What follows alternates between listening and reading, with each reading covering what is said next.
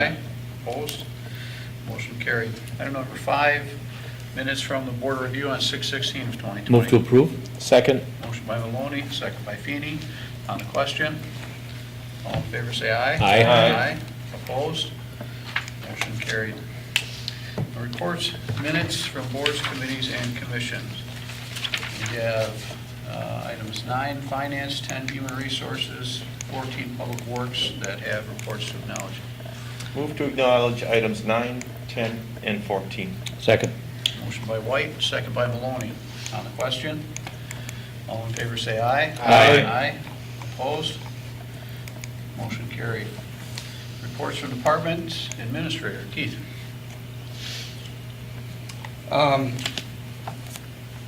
Just, well, had a report in the packet. Of course, I think the big event that happened here within the last week was the Aquatic Center opening, so I just want to give, kudos to Sean Osterbrink and the team that helped get everything ready down there. I guess Nate was actively working on getting our booking system set up. We made some changes on the fly on first day open. We didn't make Monday because of rain out, but I know we also decided that we can give a credit when we close for weather, not of our own doing, of course. So I think that's kind of calmed down some concerns people might have had. Sean will probably give a report on attendance here during his report, but I think as attendance has been going up and the weather's been favorable the last few days, and should be good this week. What else? I reported that I met with Jim Pincinel from Patriot Auto last Monday, trying to keep working with him on his plans, and I think because he's working as his own project manager, it's been kind of a difficult situation, but we'll be talking about this more at Plan Commission on Monday.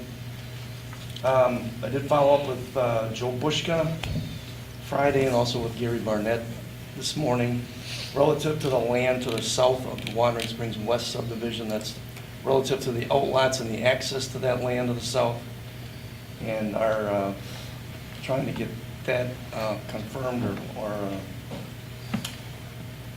explicitly dedicated. It was just dedicated as outlots with the exception of the Dominica Street extension that's part of the plat.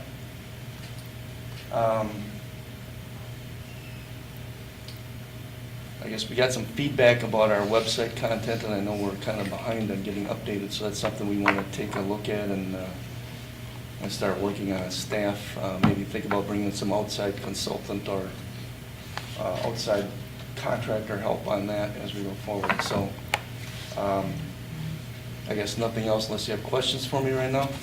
Any questions for Good. Keith? All right, thanks, Keith. 19 clerk, Sherry, you have anything? Just that we're back in election mode, ballots are here. We've sent out over 2,000 absentee requests, and we will have in-person absentee voting 2 weeks before the election with limited hours. We're going to do it 2 weeks before the election and then 10 to 2 each day. And then we're also looking to use our badger books for the August election and go back to using them. And we've got some tips and from some other clerks on what we need to do for sanitizing those, because they have to be signed just like the paper poll books. So we're looking to use those again, though, so looking forward to it. Okay, questions for Sherry? All right, thanks, Sherry. Finance, Jess, you're online. I'm online. I got Okay. nothing. Any comments? No comment. Okay, thanks, Jess. Fire EMS, Matt. Report will be next, the 20th. Okay, questions for Matt? Nope. How are you feeling? Good. Hey, Parks and Rec. Sean, do you have anything? Yes, I didn't have anything in the packet, but I want to make sure that we put together the numbers for the first 6 days at the Aquatic Center.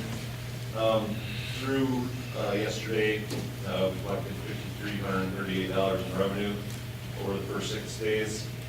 Some of the attendance numbers, we started out, and as you recall, we were going to try to do 200 per session. Tuesday, the day we opened, we did 191 total. So we had 69 the first session, 80 for the second session, and 42 for the final. Wednesday was 162 total, Thursday 191, Friday 239, Saturday 190, and then Sunday 128. The actual attendance is 1,104 people for the 6 days, but we had 1,307 people actually registered for time. Some of those, like Keith mentioned on the opening day that we didn't open, so we had 203 no-shows. Our average attendance at this point is 18.4 based on all the gates and all the sessions. And that's where, you could have a gate that's full, but you could have one that's pretty empty. So that's average going through the gates each day. We did open up the water play structure and water riders today. Basically, as we discussed, we're going to see how staff is handling the load, how many people are showing up, how the patrons and staff were handling the restrictions that we have in place. And it's been good. I mean, everybody's pretty much doing what they're supposed to. You have a few people here and there that, question things, as they will. And some people walk out, some people don't show up. But it's been pretty positive. Tonight we did close down the final session. We only had 10 people signed up for tonight. So we've experienced that over the past 21 years, whenever there's storms in the forecast, people tend to hold off on making their plans. So, but for the most part, it was a nice day. So, and then also on under my item on the agenda, I also have park reservations and restrooms. As we discussed this last at the June 1st meeting. The June 1st meeting, the motion was to hold off on taking any reservations and not do anything with the restrooms through the end of June. So that's why I put it back on the agenda, because the official action was through the end of June. Currently, we have 2 park reservations that have not been refunded. There's one this weekend and there's one in August. Otherwise, all the other ones have called and canceled on their own, with the exception of one, which I called them, but they said they were going to call us to cancel anyways. So, and these are all ones that were made prior to, early March, when all this went down. So I wanted to put it back on the agenda, at least for some consideration. If anything had changed as far as your thoughts on moving forward with the parks or the restrooms at this point. What is your recommendation? Well, if you follow any of the numbers, things are obviously, I guess, we had our highest day on Saturday, as far as cases in the state. Still can't keep up with the cleaning recommendations, so our recommendation is to keep things Close. the way they are. 'Cause right now, we were on a 1-week cleaning, and this would be a daily cleaning. This is daily minimum. Recommended. Yeah. Okay. Yeah. I would agree. What are you gonna do for those 2 reservations, though? Are you gonna have the bathrooms open for that day for them? That was not planning to do that. Oh, okay. If And they know that? wanted to continue to hold it, they could arrange for their own restroom facility. Okay. To be delivered. And we do have one pool rental that was scheduled last year for August 1st that we haven't talked about yet with them, but we feel like we have the ability to do it. It's a small group, it's a group of 50, and it's one evening. So really was looking to see how we were going to move forward with park stuff, and then as far as the pool, just feeling things out day to day, week to week, to see how things go and how staff is handling it, how patrons are handling it. The other part is with the slides and stuff, close to the aquatic center, that obviously affects how the revenue that we ran to. Would the August 1st be after hours? It's after hours. Oh, okay. Yeah. So that'd be It's a additional. It's an 8 to 10 rental. Oh, Yeah, cool. 8 to 10 p.m. Good. Okay, any other questions for Sean? All right, thanks, Sean. I'm sure they appreciate it with this weather we've had lately. Plan development, Jen. I do not have anything to report. questions for John? Can I have one back to Sean, though? I'm sorry, Jen. Did you give us a number on, let's say you had 100 reservations, what is the average of show? The Did you- average of them that show. Yeah, so like what would be the, the shrink or whatever? Well, I didn't put it. Without a credit, 'cause Didn't it- put an average together, but, say like the first day, gate one, we had 67 reservations, we had 63 that came in. Okay, So, Okay. the All right. total amount was 203 that, either was no-show or we did have probably 50 on that first day that we credited back. Because of the rain, Probably yeah. considered No-show because of the weather, all right. so. 80%? All right, good. Thank you. Sorry, Jen. Okay, Chief Schultz isn't here. He said he'll have a report at the next meeting on the 20th. Public Works, Michael, you have anything to add? I guess nothing too crazy. We did have the walkthrough for the public safety building, potential contractor bidders last week, Monday, and the bids are due this Thursday for the work over there, and the remodel of the safety building. And then Garner is in the area doing the GSB sealing. They started on Schofield Ave and then pulled off this morning with some of the rain in the forecast, so they'll be starting that back up tomorrow. And Newport Avenue or two other streets that they'll be getting to, and the rest of the summer maintenance work will be later this month, so. And on Schofield, that's a 30-minute dry time, right? Yeah, roughly, Did I read that right? It's about 30 minutes, and then it can open it back up to Okay. traffic. Cool. As long as we keep having this nice hot weather. Yeah. Good. Okay, any other questions for Michael? Mm-mm. Thanks, Mike. Technology, Nate, you got a report? You got anything to add? Yeah, we're just gonna touch on, I think I was gonna do this a couple meetings ago, but, public works, particularly the water sewer utility, has been, using iPads quite a bit out in the field, so just wanted to report on some of the dashboards that have been deployed within public works. This one right here kind of shows the number of valves operated, so it's live data that, gets reported back to public works. Mostly Michael and Josh. We're using it for water main flushing. Kind of gives you a highlight of how many feet of water main have been flushed. Sewer jetting, this data's been out there. I just wanted to briefly touch on them. I know Mike and I have been working together for a while here for the last year or two to try and get something up and running that will give them a little bit more answers on data. So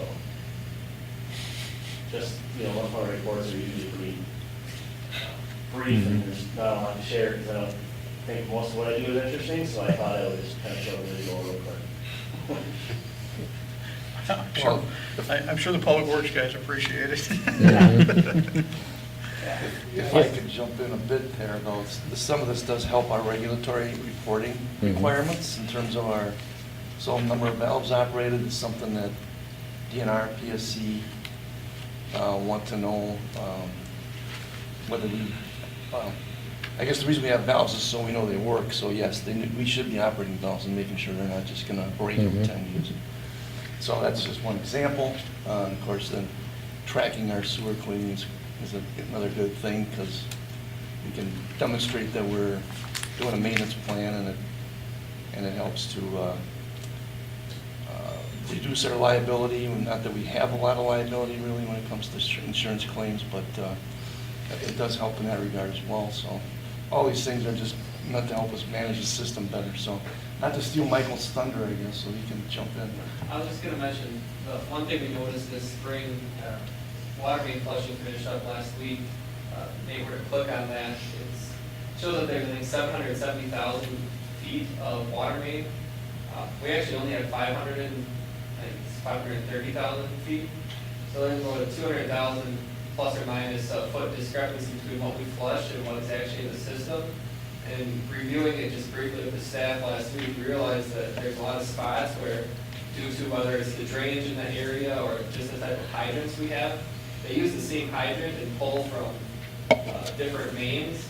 So in one instance we looked at, it was about 1,800 feet from where the main was to where the hydrant was, and that 1,800 foot gap was already made, that was clean, but we used that route 6 or 7 times to get the rest of the side streets flushed to that same spot.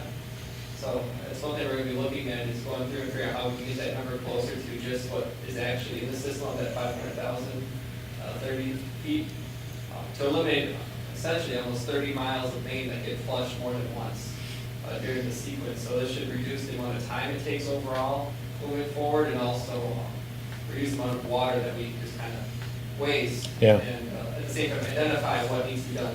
So far, just that one sequence between the junior high and senior high, if we replace 2 hydrants that we currently don't use because of the age and model of them, we can reduce that, probably 2 hours just right there of staff time, and however many thousands of gallons that ends up being full of water. So it is helpful finally having this information, so we can make those educated decisions on where we want to replace hydrants to reduce our future staff time and also wasted water. Is that why some of the hydrants are flushed longer and some are Correct. shorter? Yeah. Okay, So all right. that's one of the things we're working on, is figuring out how can we make it so they're shorter, Mhm. more short duration. Right, okay. Okay. Any questions for Nate? Thanks, Nate. All right, nothing under work product transmittals, consent agenda. Would anybody like to remove anything for consideration? If not, we look for motions for item 28 and 29. Motion to approve. Second. Motion by Ziegler, second by Feeny. On the question, Lauren? On weights and measures, it just had 2 pages with 2 entries. It didn't have, I don't know if yours had it said it had 34 entries in it, but it only listed 2. Yeah, I believe the weights and measures, are you talking about because there's only a couple of them instead of all of them? Is that what Yeah, you're saying? correct. Yeah, because I think these were missed. Sarah, Okay. you missed a couple of them, and the rest of them were all approved at previous meetings. Okay, thank you. That answers the question. Yeah, I kind of asked the other side of that question the last time, when you said there was more coming. Because I kind of asked the same thing, Yeah. I couldn't understand it, why there were so many that were not Yeah, there. we approved some in June, or the first meeting Right. in June, and then we Okay. approved the rest, Mhm. the second meeting in June, and then these 2 were latecomers. Yep. Sarah dismissed them. Okay. Anything else on the question? No. All in favor, say aye. Aye. Aye. Opposed? Motion carried. Nothing under ordinances or resolutions. Item number 31, new business, discussion of use of Village Weston's Community Center / municipal courtroom at the Weston Public Safety Building. I guess I kind of requested this in combination with Keith. We had some requests for the use of the courtroom, and there was some kind of back and forth with the judge and the court clerk. And I guess I can historically shed some light on it. I know it's been a multi-purpose, the town uses it for their town meetings. We use it for court, we've used it for, the police departments use it for training, we've used it for various other things. It's basically just it's owned by the village. I think what kind of brought this to the forefront was the COVID issue, and the judge was concerned, even though they're having virtual court, she didn't want anybody using this courtroom. That led to some of the discussion. So that's why it's on the agenda. In past history, and when I was the chief there, the court clerk generally would have a schedule, and if we need to use room for something, we would let the court clerk know, and we knew when court was. It was every Tuesdays, and then every other week, I think they did actual trials. So we always worked around. We would schedule with the court clerk, and based on that last email you got from the judge, it sounds like that's probably fine, but we just kind of wanted to clarify this at a meeting, because they were basically throwing some roadblocks up from the court saying, no, you can't use, I don't want anybody using the court. And then the cleaning aspect came into it because of the COVID issue. And the police department received a request to have Maukang from the women's community come in and do some work. And we've had them in there before. We were dealing with domestic abuse issues, and I've had Maukang in there and facilitated some meetings at there. And it really worked out well. And obviously it's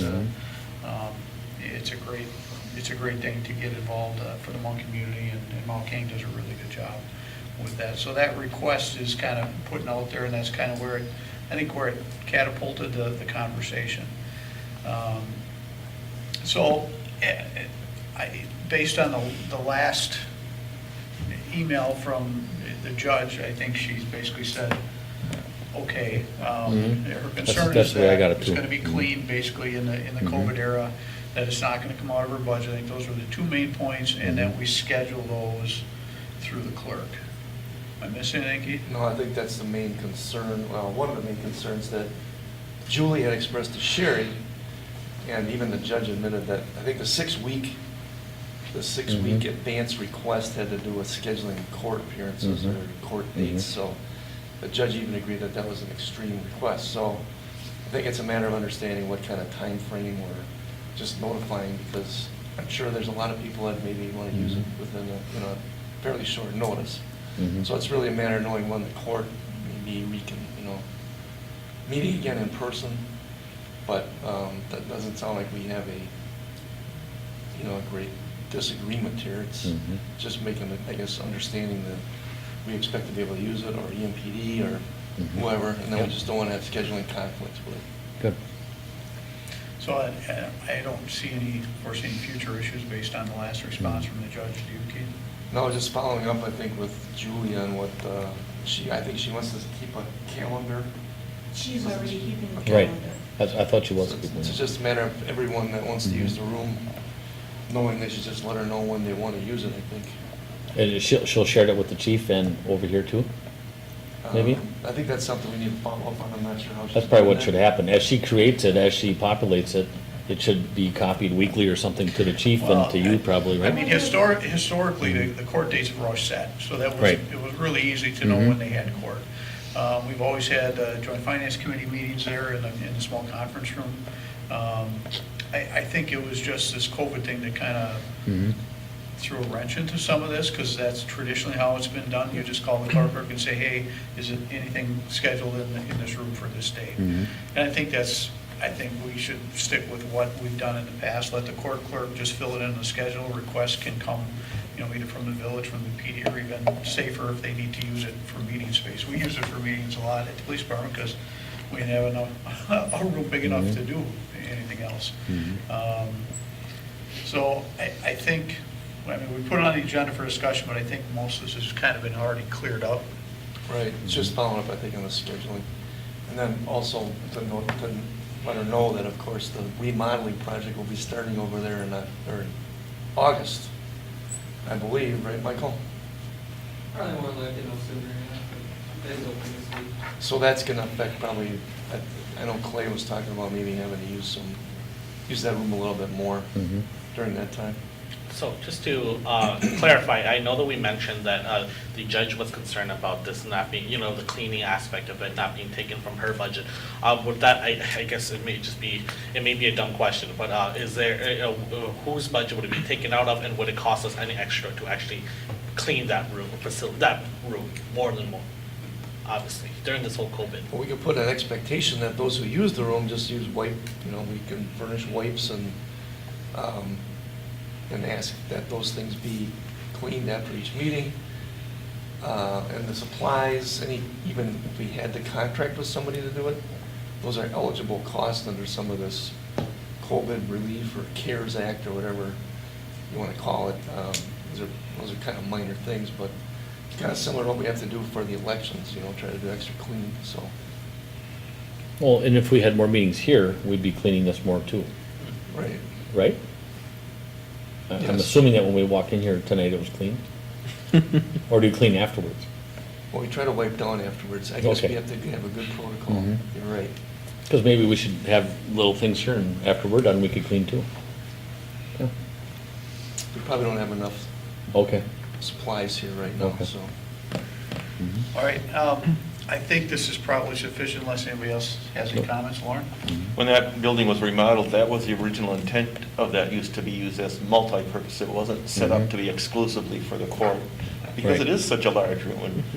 And there are many times that the board here has met over there when this facility wasn't available. So for Granted, it should be kept for the court, but for as infrequently as that's used for a court, I think it should be available for other municipal entities to use it. I don't think the general public should be allowed to have like a party or something there. Right. That's not something that I think should be done. But the town of Weston meets there, yeah. Yeah. So I think this was just I a think we're little good. overreaction to Mhm. COVID and worrying about the cleaning aspect, because she hasn't had court in 3-4 months, so. Mhm. Good. All right, moving on. Item number 32, purchase of sanitizing equipment for the municipal facilities. Fits right in, doesn't it? Pardon? Fits right in. Perfect. Yep. Dovetails right in. Move to approve. Second. Motion by Jean, second by Feeny. On the question? All in favor, say aye. Aye. Opposed? Motion carried. Item number 33, tax increment finance pay-go development agreement with the Clare River LLC and PGA Incorporated. So this is the development agreement for this, as it's termed in the agenda item, the pay-as-you-go. Developer needs to create the increment before he gets his incentive payments over a 10-year period. So this has been drafted by Quarles and Brady. A couple of things that were still kind of left to be defined, and just so the board is aware, in the applicant's documents that were approved, his application, he indicated he was going to create FTE, full-time employee changes. So those are defined in the agreement as in terms of what constitutes a FTE. It's 40 hours a week at $15 an hour. The other related issue on that is what is the penalty related to each full-time employee that they may fall short. 6 is the target number to be created between May 4th, 2020 and the end of 2022, or the average that they have at the end of 2022. So there would be a $1,000 penalty for each one that they're short. Okay. And then the other thing was just when we would, the deadline to be used for the tax increment payment, we don't want to make that payment prior to January 1 of any year. So it's worded so that we would make the payment no earlier than January 31st in this case. Say we would make that 15 days after their payment, so they could pay it on the 15th of the month, and then we would pay it by the 31st. So those are the two main things that were left kind of as a question mark with the developer, and just so the board's aware of those. So I also recommend that this be referred to our legal counsel before we, because this includes the purchase of the land, and there's a provision to set up a closing and so forth that needs to go along with this. I just have a comment on this, because I know we get a lot of phone calls from people when we start talking about TIF, and a lot of people really don't understand what TIF is and what it's used for. And in the past, I think TIF was used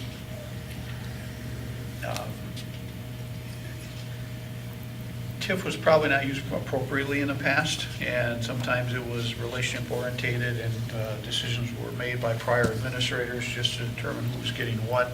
So, having developed a formal process, formal application that ties in what the increment is, and having it run through financial advisor has really been a positive thing for the village.